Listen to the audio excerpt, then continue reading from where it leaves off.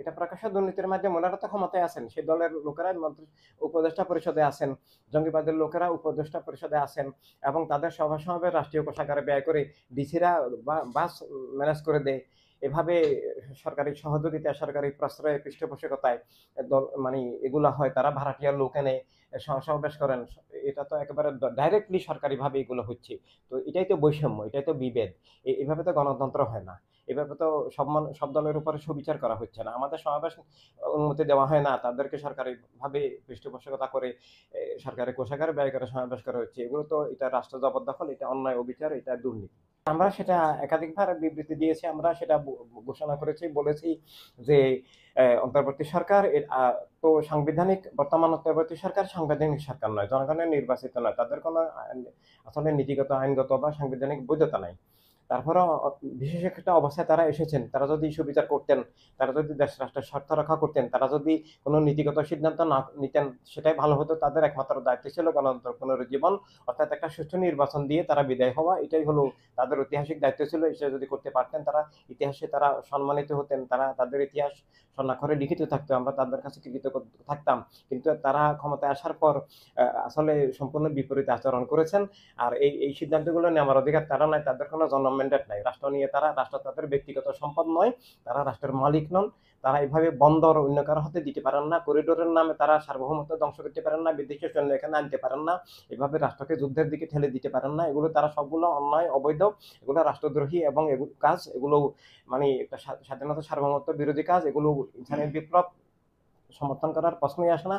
এটা দেশকে ভালোবাসে, রাষ্ট্রকে ভালোবাসে, ধর্মকে ভালোবাসে। এভাবে অধিকার, স্বাধীনতাকে, সার্বভৌমত্বকে রক্ষক কোনো নাগরিকই সেটাকে সমর্থন করতে পারেন না। বিএনপির কথা নয়, এটা আমরা এই সরকার ক্ষমতায় আসার পর আমরা প্রথম তাদেরকে অভিনন্দন জানিয়েছিলাম প্রেস ক্লাবে আপনাদের সবাইকে ডেকে নিয়ে, কিন্তু আমরা এক সপ্তাহের মধ্যে দেখলাম, আমরা প্রেস ক্লাবের সামনে সমাবেশ করে আমরাই বলেছি যে এই সরকার দলনিরপেক্ষতা হারিয়েছে, পক্ষপাত দুষ্ট হয়ে গেছেন দলের মধ্যে। এখানে জঙ্গিবাদের লোক আছে, খালিদ হাসান নামে একজন, উনি তো সরাসরি চরমনায়ের ওই জঙ্গিবাদী দলের এবং হেফাজতে ইসলাম নামে জঙ্গিবাদী দলের, যারা মা বোনদের অধিকার স্বীকার করেন না, গণতন্ত্র স্বীকার করেন না, এই ধরনের একটা পাশবিক দলের উনি নেতা। অপরদিকে বর্তমান যে সমন্বয়ক চক্রের ওনারাও দল গঠন করে সেখানে আছেন। তো এটা বিএনপি আজকে 8 মাস পরে, 9 মাস পরে আমাদের বলতেছে, আমরা প্রথমে শুরুতেই ইনসানি বিপ্লব, দেশকে, গণতন্ত্রকে, রাষ্ট্রকে, জনগণকে, অধিকার স্বাধীনতাকে, ধর্মকে রক্ষার জন্য আমরা প্রকাশ্যে সেটা তুলে ধরে বলেছিলাম। আমরা আরো বলেছিলাম আপনারা সংশোধন হন, আপনারা দলনিরপেক্ষ হন, পক্ষপাত দুষ্ট না হয়ে পক্ষপাত মুক্ত হন, সুবিচার করুন, সবার গণতন্ত্রের অধিকার স্বীকার করুন এবং আবার গণতন্ত্রের জন্য কাজ করুন। আমরা আপনাদের সর্বাত্মক সহযোগিতা, আমরা আপনাদের সাথে আসি, থাকবো। কিন্তু তারা আমাদেরকে কোনো সংলাপে ডাকলেন না। নিবন্ধনহীন দল, নিষিদ্ধ দল, যাদের যেসব দলের মানে আমাদের একটা উপজেলার সদস্য যাদের সারা দেশে নাই, তাদেরকে নিয়ে তারা সংলাপ করছেন, যারা জনগণের কোনো প্রতিনিধিত্ব করেন না। এভাবে তারা আসলে মানে দেশ রাষ্ট্রের সাথে বিশ্বাসঘাতকতা করেছেন, তাদের জনগণের আশা আকাঙ্ক্ষার সাথে তারা বেইমানি করেছেন। দেশের চরম দুর্যোগে যখন সরকার থাকে না, যখন গণতন্ত্র থাকে না, যখন মানে রাজনৈতিক পরিবেশ থাকে না, তখন সেনাবাহিনীতে জনগণের, রাষ্ট্রের রক্ষক। আমরা সেনাবাহিনী প্রধান যে বক্তব্য দিয়েছি তাকে আমরা ধন্যবাদ জানাচ্ছি, তাকে আমরা অভিনন্দন জানাচ্ছি। তিনি সময়োপযোগী কথা বলেছেন এবং এইভাবে ডিসেম্বর তো অনেক ভালো প্রস্তাব দিয়েছেন। যদি আরো আগে হয় ভালো, কারণ একদিন ওই সরকার থাকলে দেশ, রাষ্ট্র, গণতন্ত্র, স্বাধীনতা, সার্বভৌমত্ব ধ্বংস হচ্ছে, অর্থনীতি ধ্বংস হচ্ছে, খুন খারাপি হচ্ছে, মানে ভয়ঙ্কর একটা পরিবেশ তৈরি হয়ে গেছে। জঙ্গিবাদ, উগ্রবাদ দেশ, রাষ্ট্র, ধর্মকে ধ্বংস করছে, সব দিক থেকে আমরা ধ্বংস হয়ে যাচ্ছি। এই জন্য দেশ, রাষ্ট্রকে, ধর্মকে, জীবনকে, গণতন্ত্রকে রক্ষার জন্য তাদের অবিলম্বে নির্বাচন দিয়ে দূরে সরে যাওয়া উচিত। সেনের বিপ্লব আসলে জনগণের প্রতিনিধিত্ব করে, মানবতার প্রতিনিধিত্ব করে, কোনো অনির্বাচিত ব্যক্তি এইসব পদে আসা উচিত নয়।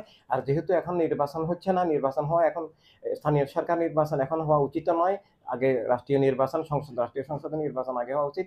কিন্তু সেই সময় কাজ করার জন্য সেখানে সরকারের সচিব লেভেলের কোনো প্রশাসক তারা দিতে পারেন, যারা কিন্তু যাকে তাকে রাস্তা থেকে তুলে ধরে যে কোনো দলের একজনকে, আমার দলের হোক, আপনার দলের হোক, যে কোনো দলের একজনকে নিয়ে এসে একজনকে বসিয়ে দেওয়া, এগুলোকে আমরা সঠিক মনে করি না। আমরা কোনো ব্যক্তির বিরুদ্ধে না বা কোনো দলের বিরুদ্ধে নয়, কিন্তু এই সংস্থাগুলো জনগণের প্রতিষ্ঠান। এখানে কোনো দলীয় ব্যক্তিকে এই মুহূর্তে এনে দেওয়া, এটা, তিনি তো নির্বাচিত নন এবং এটা এইভাবে মানে অন্তত সচিব লেভেলের কোনো নিরপেক্ষ প্রশাসককে সেখানে সাময়িকভাবে নির্দিষ্ট নীতিমালার আওতায় এই মানে শুধু ঢাকা চট্টগ্রাম নয়, যেকোনো পৌরসভা, যেকোনো মানে সিটি কর্পোরেশন, যেকোনো জায়গায় এটা নিয়োগ করা উচিত। কোনো দলীয় ব্যক্তিকে নিমন্ত্রণ এটা জনগণের অনুমোদন ছাড়া সেটা আমরা গ্রহণযোগ্য মনে করি না।